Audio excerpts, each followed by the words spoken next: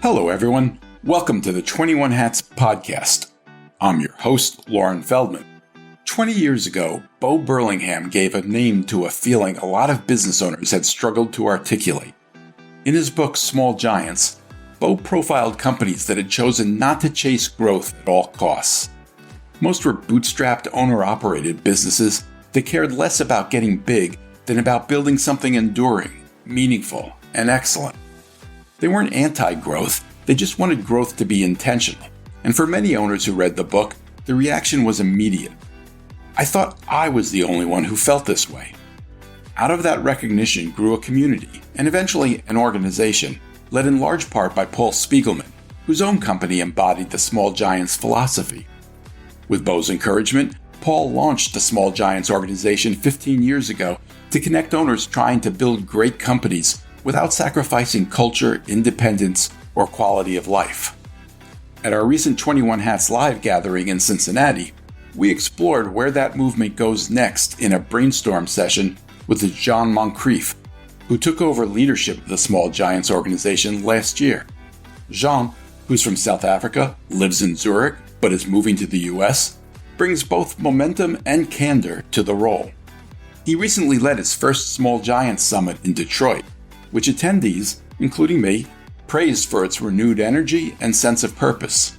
He's also the author of a terrific new book, Finding Freedom, The Business Owner's Guide to Build a Valuable Company and a Meaningful Life. But, as you'll hear, Jean recognizes there are challenges ahead. What exactly is Small Giants today? Who is it for? What makes it different from the many other organizations competing for the attention of business owners? Does it need a more formal set of principles, or even an operating system, to help companies put its philosophy into practice? Can it stay true to its founding mission, while also attracting businesses large enough to support its events and programs? Ultimately, the conversation arrives at attention at the heart of the enterprise.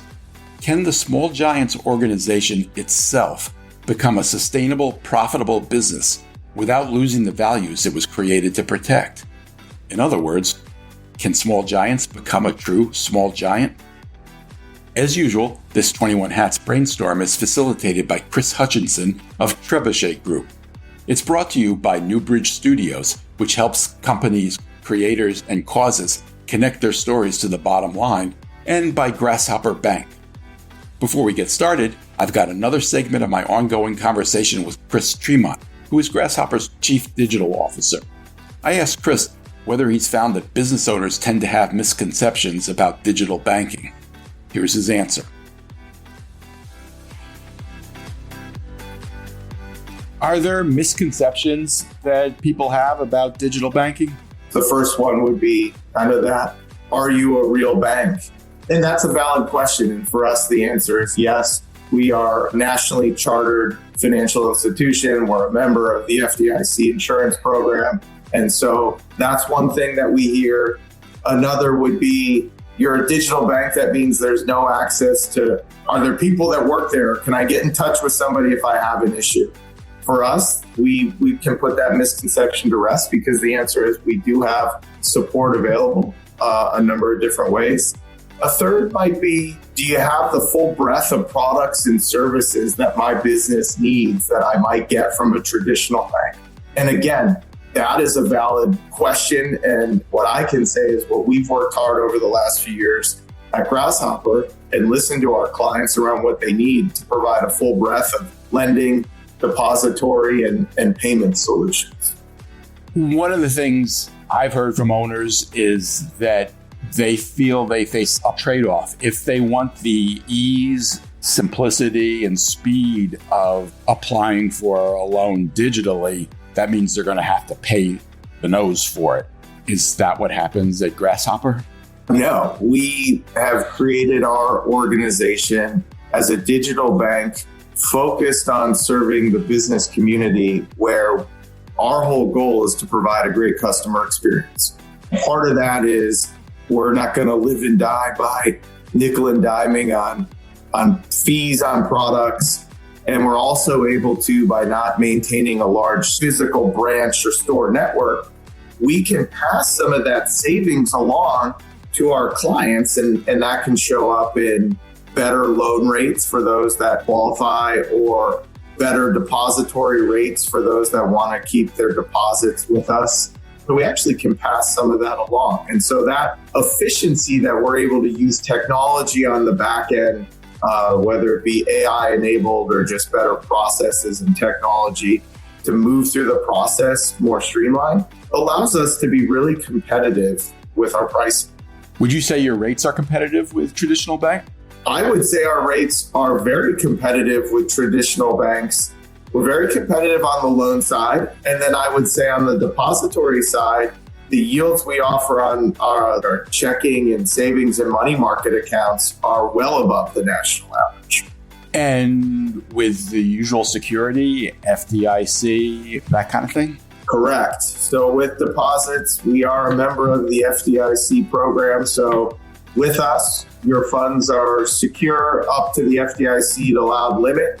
And we actually have an added benefit where we partnered with a couple of companies that we can actually provide what we call enhanced FDIC insurance, where for companies keeping large amounts of cash with us, we actually can provide over $100 million worth of FDIC insurance. So your money's very secure with Grasshopper. And now, on to the brainstorm. This episode is titled, In Search of Companies More Interested in Being Great Than Big. So, Jean, you've bought a community of business owners. Why don't you just quickly tell us what prepared you to do that? What in your background led you to this point? So I think for me, I've been through the entire entrepreneurial journey. I started and founded a number of businesses. I've been through the process of acquiring businesses. I've been through the process of screwing it up many times, and then ultimately gone through an exit process. Having been connected to the community for 10 years, throughout that time, I had a unique understanding of the community. So I think that prepared me for stepping into this role to some extent. There's a whole lot of unknowns, and this has been kind of one of those baptism by fire years. But well, before you tell us about that, tell us about the community. What did you buy? What is Small Giants for those who aren't familiar with it? So Small Giants started off with a book written by Bo Burlingham, and it was really about companies that choose to be great rather than just big for the sake of being big. So being intentional about growth and trying to grow a company that's really great. And this sparked a movement. Paul Spiegelman, who owned Beryl Health at the time and was going through the process of exiting that business, kept going to Bo and saying, we got to create a community around this. This book really resonates. So a group of business owners came together, and those business owners felt that their businesses were purpose-driven. The decisions that were made were very aligned with a set of values, and they cared deeply about the people in the businesses. So ultimately, this community got together in about 2011, and we've been having a summit, and things evolved over the years to include leadership training, but we've done 16 summits, and the whole purpose of the community is to identify, to connect, and to develop leaders. That's what we do. So we find you folks, and we try and connect you to people like Lauren and people like Great Game of Business and people who help you with figuring out your purpose and all those kind of things. So it's really to help business owners along their journey. And how did you come to actually purchase this business? Shortly before Summit last year, I got an email from Paul Spiegelman, and it said, hey, can I run something by you? And I was involved with selecting the Hall of Fame that year, and I thought, perhaps he wants me to stand up and talk about the winners or something like that. And we had a quick call before the summit, and he said, John, I'm thinking about transitioning. I'm thinking about passing over the torch. Would you be interested in taking over the community? I can't say it was something that I had consciously thought about. I think subconsciously the seed had been planted. So when he asked me, the first thing that happened was imposter syndrome. And I was like, there's no ways I can step into these shoes. Right after speaking to him, I was doing research for my book, and I had a podcast interview with Elizabeth from Smiley Technologies. And Elizabeth had to take over this company when her brother walked out. A family business had been there for probably close on 10 years. And her father called her and said, Elizabeth, your brother's walked out. You need to take over the business. She was like, what do I do? And at the time, her daughter Grace was having about 100 fits a day, epileptic fits. So she was trying to keep Grace alive. She was head of people and HR at Smiley, and her husband was going to go and climb Mount Everest. And by the way, he's an amputee, so he was going up with one leg. And Elizabeth thought, there's no way in hell I can do this. So I just interviewed Elizabeth straight after this call with Paul, and she inspired me. She got imposter syndrome and think about what she went through. I basically typed an email and said to Paul, I want it. We went to Summit. We had the Summit. Straight after the Summit, we got together. We talked about financials and everything that was involved. And ultimately, the deal was done. And you bought it. I bought it. I took it over as a going concern, and I've invested into it. So while the transaction was, Paul said to me, take it over as it is, but you're going to need to put 100,000 or whatever into it. So I knew that was coming. We've done that. But we still need to invest, and we still need to grow. It's Paul, phenomenal person, cared very deeply about this community and had essentially funded it for many, many years. So in other words, it wasn't making money. It wasn't making money. It's had good years and bad years. And our economic engine are the programs that we run. So we run a leadership academy, which takes next generation leaders and helps them to step into senior leadership roles to build leadership teams. And we have a program called Journey for Founders and CEOs, which is similar to what we're doing here today, where we go behind the scenes of companies, but you're doing it for 3 years in a cohort and following a certain program. So those were all going really well for a while, but something happened, they started to dip off. And that economic engine isn't as strong as it used to be, and we need to fix that and make it financially viable. And the reason that's so important to me is that, when I look around at small business, these small businesses are the things that make a difference in the world. We make an impact. The reason my daughter's here is I want her to learn from all of you.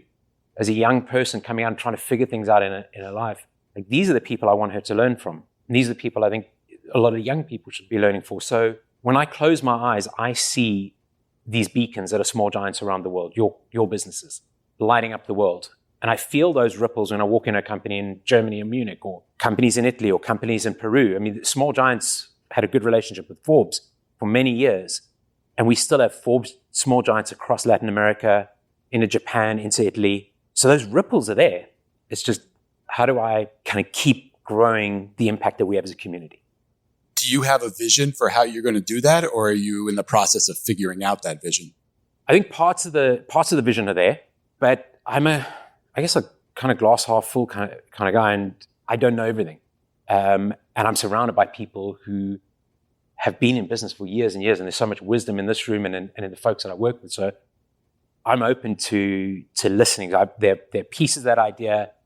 We know that one of the challenges we've had is that we've over-indexed on the next generation of leaders. And we have not focused on the people in this room.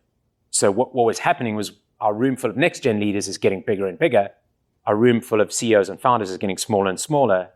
And with that happening, we don't have the same investment in the programs because those founders and CEOs that are in that room have been there for years and years, and we're not getting as many new people. This year, that flipped. We did a massive amount of work on LinkedIn and just kind of getting in front of people and talking about small giants. So our founder CEO room was bigger than leadership, but than next gen for the first time this year. The problem is the conference was about the same size, so we sold the same amount of tickets. We didn't bring back the folks who were there the year before, and that shouldn't be the case. We should be kind of growing that. We don't want to turn into a 350 people conference. We want the intimacy. We want sort of 220, 250 or so. But we want to see new people and the old faces coming back. And how would you define your business model? How important is the summit? How important is the leadership track? How important is the journey that you described? So from a financial standpoint, the programs are really important for us in terms of generating revenue to run everything we're doing. The summit is profitable, but with a dip in, we used to have 30 people going through Leadership Academy. I think this year we're on 13. So it's dropped off a lot. And I think the reason for that is that we've been fishing in the same pool. We haven't brought new founders and CEOs in, and that's now come back and is haunting us. Paul and Hemsa had the right vision about next generation leaders. We got three big problems I think we're facing at the moment, where we've got the baby boomers going through that succession process and exiting. We've got ITO Economics talking about depression in 2030, maybe it comes sooner, maybe it's not as bad as we think. And then we've got a vacuum of leaders. So for every 5 leaders I talk to, or CEOs and owners in the community that I speak to, there's maybe one leader ready to step up into a senior leadership role in that organization. Very often there's no one. So they haven't been cultivating the leadership. And we've got this vacuum of leaders. So I think what Paul and Hemsa did was 100% right in building Leadership Academy, trying to grow next-gen leadership. But we've neglected the founders and CEOs who put their people through Leadership Academy. So those 2 programs are super important to us. Summit is profitable. We need to bring these things together. And then COVID tore down geographical barriers, and we were employing everywhere, and we could operate remotely, and we learned how to do that. With AI, I think community is more important. We want more of this.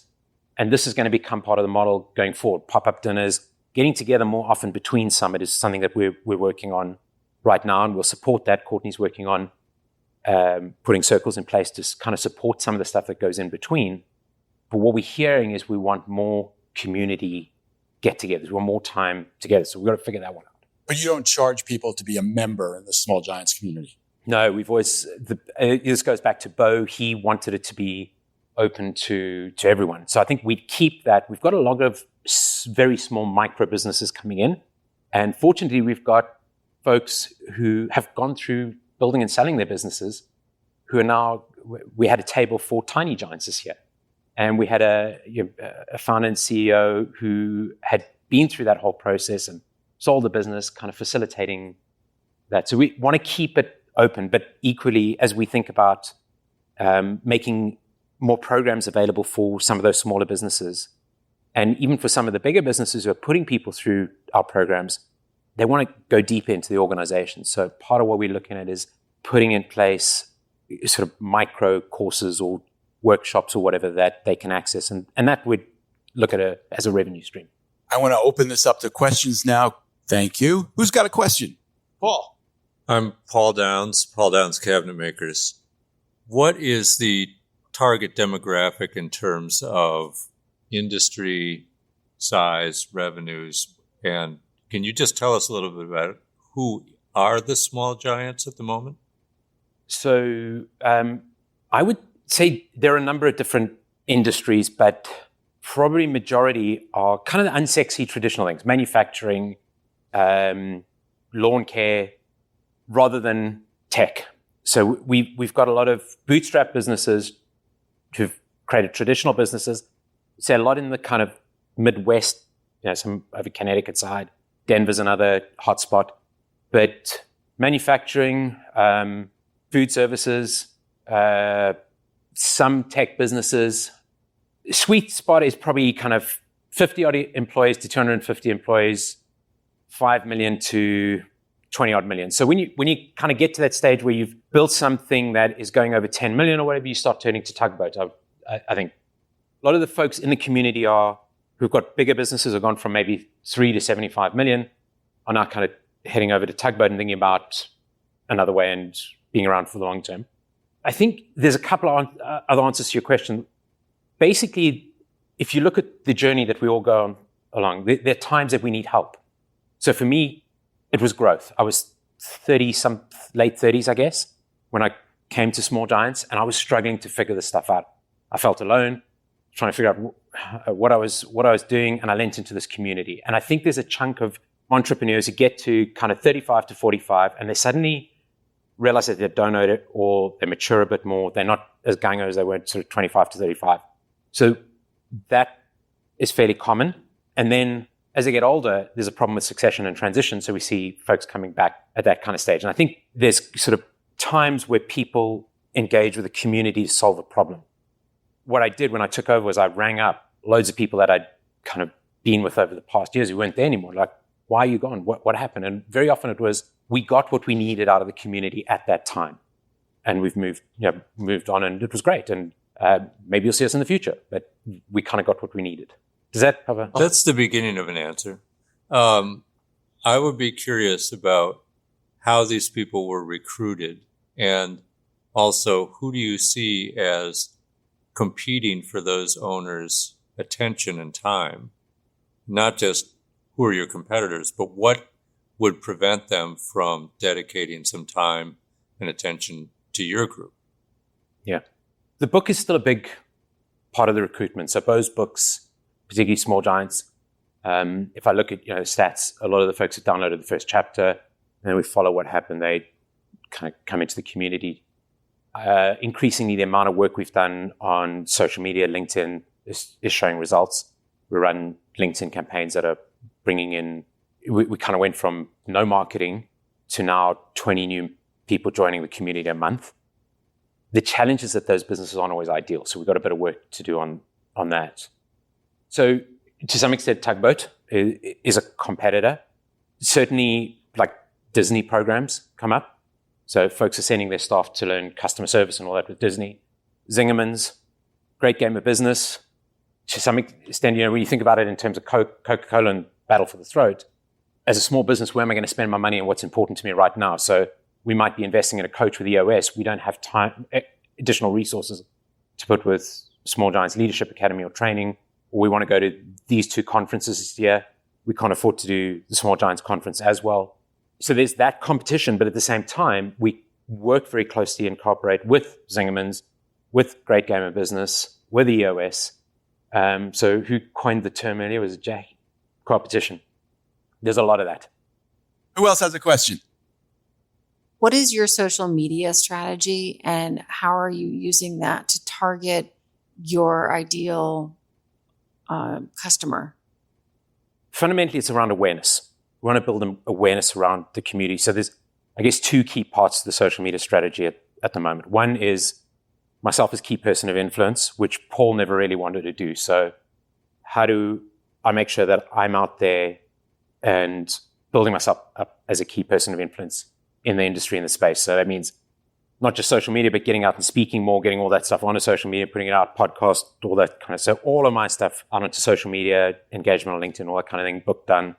Then from an awareness perspective, limited budget, but we run LinkedIn primarily awareness campaigns, and we target certain areas. So right now we're targeting Chicago, Denver, and gone blank on the third one, but there's 3 target areas. And we've been running that for about 3 months. We look at the data. We have somebody in the background connecting to all those businesses. So Annie runs my LinkedIn to a large extent, so she'll get out there, connect, do what needs to be done on that. But LinkedIn is the primary strategy at the moment. How are you determining whether or not it's working for you? What are your metrics for assessing its value?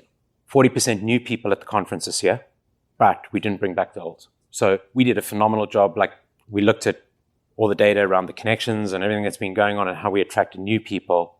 And majority of that comes down to the work we've done on social media. So we're really happy with that. What we haven't done is attracted people in the past. And I'll walk into folks and they'll say to me, geez, we see all the stuff that's coming out on LinkedIn and everywhere. And we're finding new people, and we're attracting them to the conference. We're now 20 new members a month. But we're looking at that data and saying, is this our ideal target market?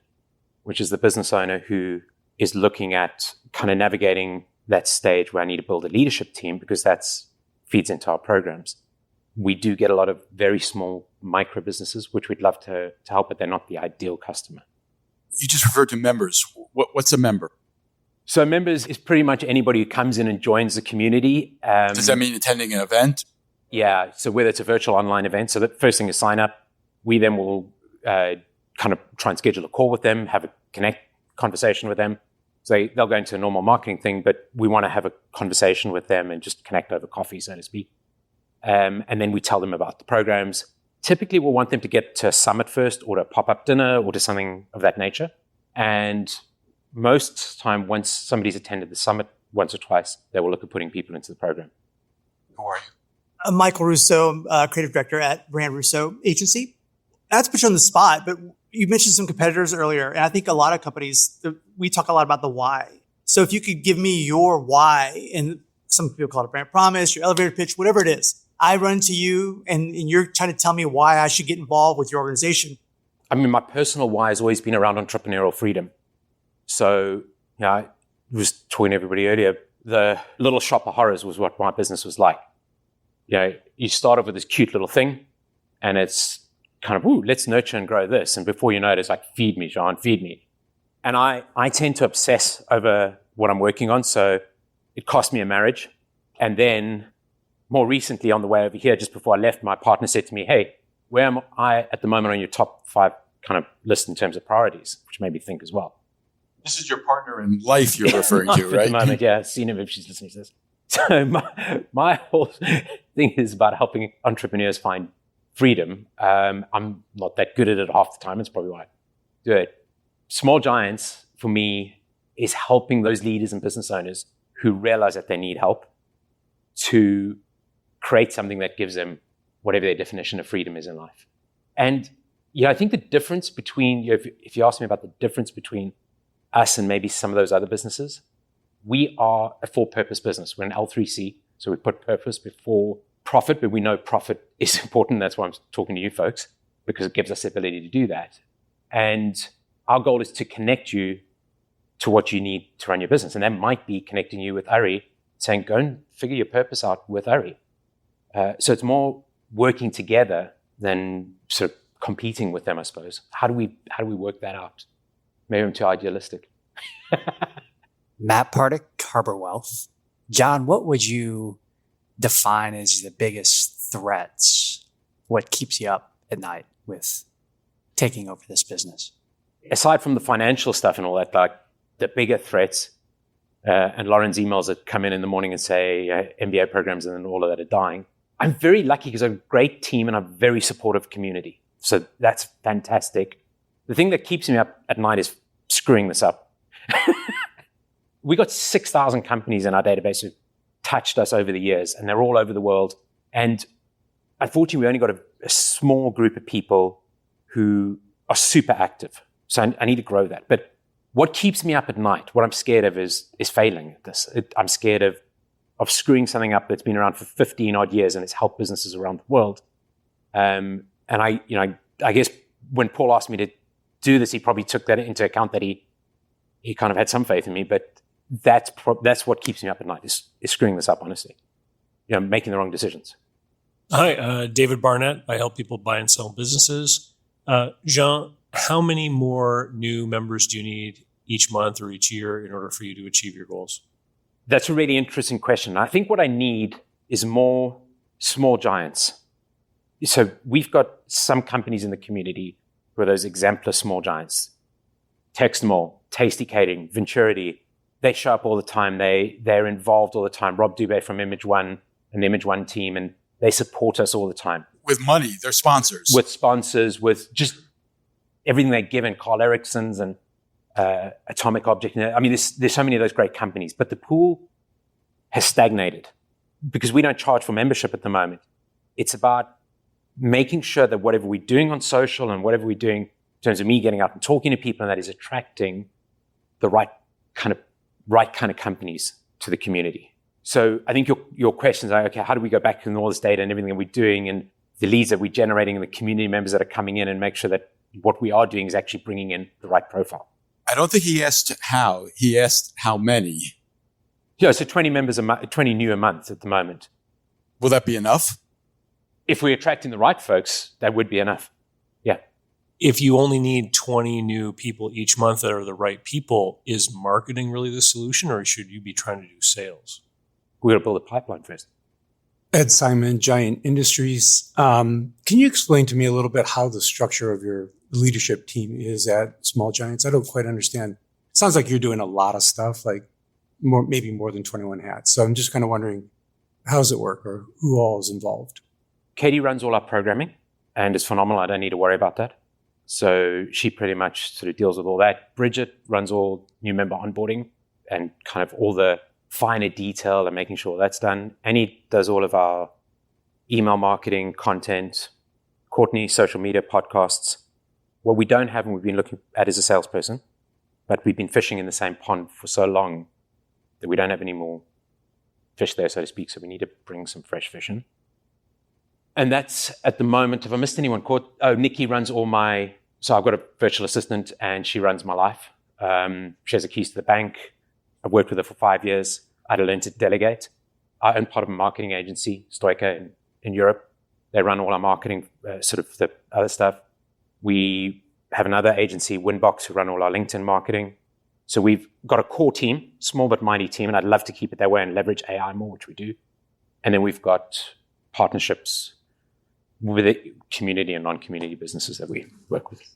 We need to move to the next portion of this process, but I got one question I want to ask you that it plays off what Michael asked and to some extent a few others. That question is this. You referred to The Great Game of Business. That kind of grew out of another book that Bo Burlingham wrote with Jack Stack. It's about open book management, and it's kind of an operating system for how you run a business. And that's how they attract their clientele. It's people who want to learn how to run their business in a certain way. What you're offering with Small Giants seems a little more amorphous. It's not an operating system. Do you see that as a challenge? Is that an issue you feel you need to address? It's something that we've certainly talked about a lot. So a lot of the Small Giants companies that we talk to will say, we run open book management for finance. We run EOS for systems and whatever, and Small Giants for values, culture, all that kind of thing. And we have this triangle, and that works really well for us. So we kind of went down the road a little bit and thinking, do we look at how we turn this into a system? And I was talking to Ron from CMO of Texamol this morning about a playbook for Small Giants to become Small Giants. And it's part of the journey program that we run, where there's actually a playbook and you are going through modules to go from being where you are now to a company that's more like Texamol or Venturity or Image One or whatever. So there is that element, but I think we're the softer side of the business, right? So you've got the hard edge of the business, which is your execution, your strategy, but most companies neglect the softer side. And you need to zip those two things up together. Otherwise it goes all wonky. So I think we do bring that soft side, and we don't have a system sort of approach to it, but we've got a leadership academy of 9 months that they go through that teaches them some of the really tough, softer skills, like how to have difficult conversations, how to create a place where people feel like they are valued and they matter. And we've got some great coaches like along the way, like Zach Mercurio, just finished the book Mattering. Beck, who's really good in terms of kind of thinking about your nervous system as an operating system as well, and getting that right in the context of being a leader. So we've got some really good coaches in that program, but we've never thought about turning it into GGOB, open book management, or EOS or something. Sorry, we have thought about that, but I'm not sure that, I don't know, is it the right approach? Are we a system? At this point, Chris asks Jean to choose which issue he would like us to brainstorm, and Jean asks Chris, who's been taking notes, for a quick recap. So basically, the current Small Giants are non-sexy traditional businesses, manufacturing, food services, some tech. They're bootstrapped that have 50 to 250 employees, $5 to $20 million. They need growth or succession and transition. Now, your recruitment is through the book, social media with some awareness campaigns, you as an influencer in certain markets. You have competitors of Tugboat, Zimmerman's Great Game of Business, EOS. You're attracting 40% new to the summit, but you're not attracting your ideal clients yet. We don't know that. We don't know that. Okay, that's a question mark. Good. And then why? The why was it's helping business owners and leaders create freedom. The biggest threats are screwing this up, failing these 6,000 companies and the community. You need more Small Giants. You want to attract the right kind of companies. You get 20 a month, and you fished it out, and you need fresh fish. Which of these would you like us to give you I think tips that bottom one is probably the most important one. Like, we've had lots of discussions around the sales aspect. Do we hire a salesperson? In fact, I put money into the budget for that. Then do we actually have enough leads, enough folks coming in for that salesperson to be working with yet? Maybe now that we've been running this for the past few months, that might help. But I think that's probably our biggest challenge. How do we grow this community attract the right folks? I mean, a lot of them are sitting in this room, so you're asking the right people. Asking the right people, right? At this point, Chris splits us into groups of 3 to discuss what we might suggest to Jean as a next step, as a caution, or as a success tip. Chris encouraged us not to shoot for the entire solution, but to look for pieces of the solution that we could report back to Jean. When all the small groups were done, we started going around the room. Sarah Siegel, Siegel Communications. Our thought for you is that either you are targeting the wrong audience for your kind of services, or you're doing the wrong content for the right audiences, if that makes sense. So if you're talking, there's only certain people, there's probably one person in this room that is your target audience. And you have to think about what they read, consume, and how they interact in terms of the content that you put out there to attract them.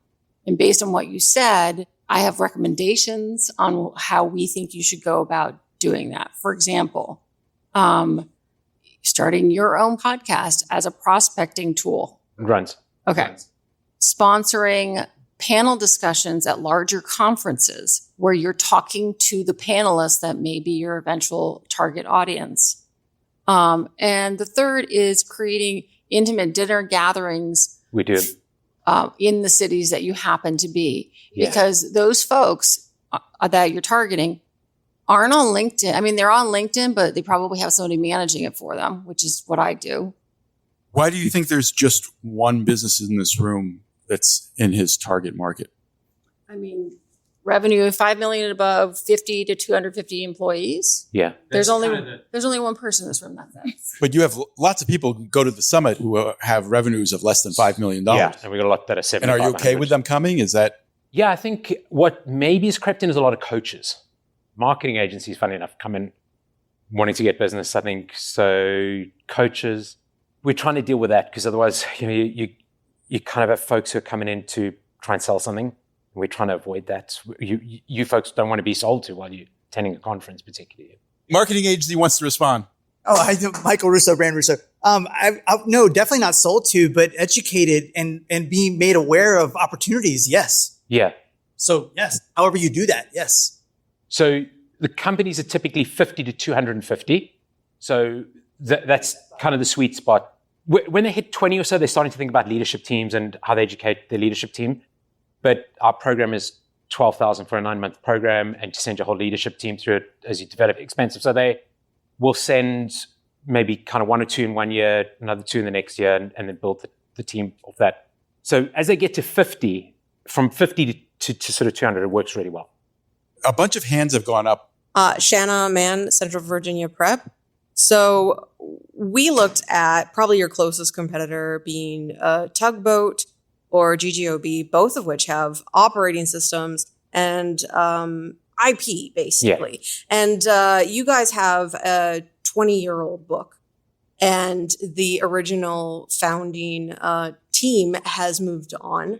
And we look at it as you not only need to reinvest in the IP to power the movement, you could actually leverage drawing people to your flag by doing partnership in IP. So we looked at the Profit First by Mike McCowitz, and he now has Profit First for resellers and Profit First for real estate agents, finding people in those verticals that you already have identified small giants. Perhaps the leadership there has been open to developing books, and you could do a publishing partnership and draw people to your flag that way. Yeah, we have a publishing partnership with Maison Vero, which we kicked off 6 months ago. So we even have our own imprint, Small Giants Press, because we realized that is so important.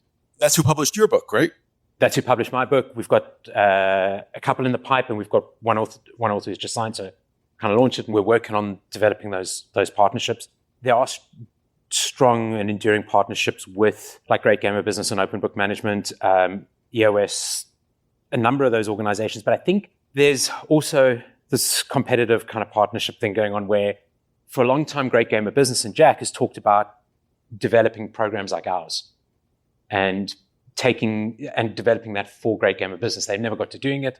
The conversations that we had in the past were bring White Label Small Giants Leadership Academy, which we've often talked about doing, but they've pushed back because they wanted do it themselves. So Zingerman's has phenomenal programs that have similarities to ours, but our first stop on our journey is at Zingerman's, and they'll teach their program, Visioning and Values. We actively work on those partnerships, but also we have loads of people approaching us for partnerships. So it's just kind of like, how do we select the right? Sorry, do you have a 7 Ps thing like Tugboat does? Yes, we do. We have 7 traits of a small giant. So those we've got, and it actually got developed further with Tugboat. So it's not as eloquent as the Ps. And when I chatted to Bo not long ago, he said, wish we'd come up with the P things or whatever. And we've kind of started reworking that. So there are the sort of 7 traits of a small giant, which tie back to the book. But you have a great point about our own IPs. Mel Gravely, Triversity Construction. So I wanted to make sure you didn't miss the point because you started talking about partnerships. To me, that is secondary to your own IP, clarity about it, repetition, driving it in. Because I've been to your summit and I love the people, but I'm not sure why I come. Gotcha. And until that gets clear and drummed into my head, you said something that I don't know if you realize. You said there was EOS. Somebody used EOS for this, and they used Great Game of Business for Open Book, and then they use you guys for culture. And I wonder, is that the space for you? A $5 to $10 million company looking for a clarity of culture, a common communication vehicle, language for their employees. Is Small Giants that place? But I just worry that right now I come because I like the people. That's not strong enough. Because when I get busy, I don't come. That is so true. That is why so many people come back. It's about, this is the opportunity to see my mates. It's not about the speakers. And that comes through. The other thing, maybe Mel, I'm pushing you on this way. When you go to Tugboat, you're surrounded by people who are stretching you upwards, right? Whereas at Small Giants is kind of, maybe there's some the other way around. I will say, you pushed me a little bit.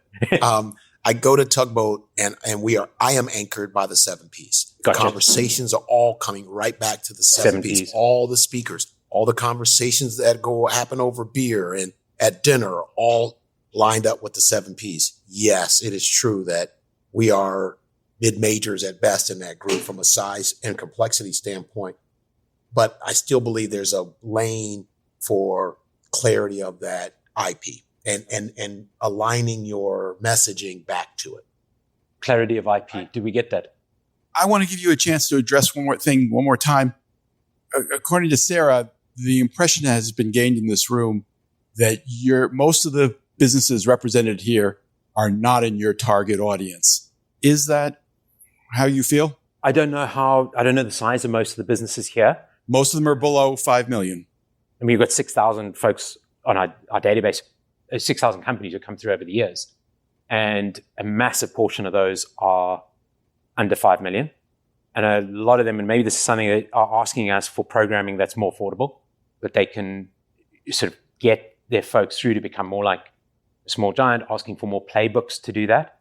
Where they kind of come into the Leadership Academy is when they get to that kind of size that they can invest in that, in training their people.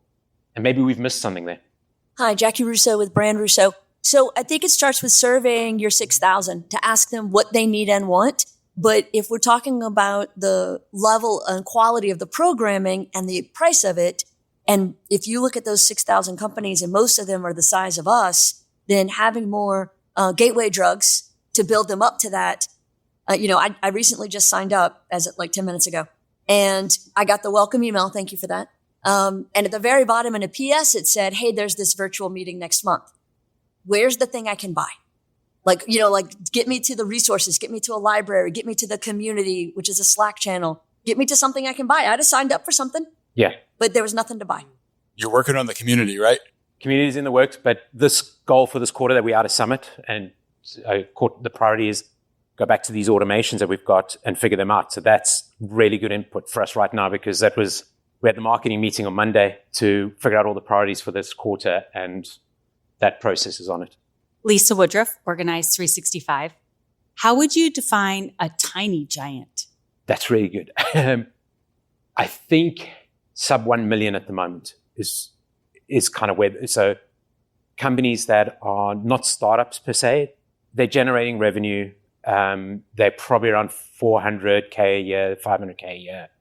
And their next goal is sort of grow, but they want to grow with intention. You're shaking your head. I'm losing my mind. Mel Gravely, Triversity Construction. So they're asking you for targets and you're giving them revenue numbers. I'm going to invite you to consider giving them psychographic kind of information. Where's their head? What are they trying to become? Because that's what it's going to speak to them, not the revenue. If it's 250 grand and they want to get to $1 million, but they got 3 people now and they're trying to figure out culture, they're a small giant. They're meeting a small giant kind of criteria. And I wish I knew it, but I don't. It's a value system. This is culture we're talking about. I would really be careful letting us drive you into revenue size, because I think the majority of the people in this room are in your sweet spot because of where their heads are, not because of where the size of their business. So to answer that question again, then maybe it's, we want to be like Triversity. We want to be like Textamore. We want to be like Tasty Catering. How do I become like that company? And they're looking at us and saying, how the hell do we get there? Like, I love what I see when I walk into this business. But how do we go from where we are now to there? We need to move really quickly. Mike Russo, Brand Russo. I said earlier about the why, and I don't think you did, no offense, you didn't do a great job of really telling me what I was wanting to hear. And I think you have the answer. You just weren't able to define it in that very moment. The answers are all out there, but you have to be able to define the why based on the who, right? But if you don't have that, nothing else really matters. And one of the things we use is, we are the only blank that does blank. If you can't define that answer, and it's not always easy, sometimes you really got to dig deep on it. But once you do, everything else follows. But you have to be able to walk into a room and say, this is why you need to be with us. And if you can't do that, then everything else is just tactics. So that's my thing. Hey, David Barnett, davidcbarnett.com. So it sounds like you have a lot of opportunity to work out what you want to be and who you want to go after. But I just want to bring back to the original topic. If you need 20 new members every month who have between 50 and 250 employees, those businesses are not hard to find. There's all kinds of commercial databases that list the size of business by employees. You talked about intimate dinners. I mean, if it was my challenge, I would be setting the date for one intimate dinner in a new city for 12 months in a row and have a schedule of 10 weeks before that dinner. I'm mailing out copies of the book to those businesses. I'm reaching out to those business owners from the database. I'm doing a proactive sales effort to talk to those people and get them to show up at my dinner so I can then pitch them on why they should be a part of the community, because those are the people that can afford to buy your leadership training. So it's a sales process. It's not necessarily about creating content online you hope they stumble across. Yeah, I love it. You go find them and you talk to them and you start a conversation. Because we've talked about doing the dinners, we haven't put into that sort of structured approach that you're talking about, which is fantastic. I mean, I think we've started a piece of that. So, David, brilliant idea. I think the conversation around who's our target market and the why is super important. Like, we need to figure that out. And we've been working on it. Maybe we've actually been in the wrong place. And maybe we need to fix that and then get the why right for that target audience. I hate to have to cut this off, but this is really cutting into my nap time. So I'm going to go back to the team and we'll relook at our targeting. We'll relook at our why and we'll do some work on that this quarter because that's really important. And I think at the same time, there's two things that are kind of in motion already as priorities this quarter. One is the automations that we're working on for new members. And the other one is these dinners that we've been doing. And I love this sales process. Those of us who have sat in the hot seat know it's not all fun and games. I'm super grateful, Les. Well, I want to thank you for being vulnerable, for sharing your challenges, and for accepting our commentary so graciously. Thank you. Thanks, man. Thank you.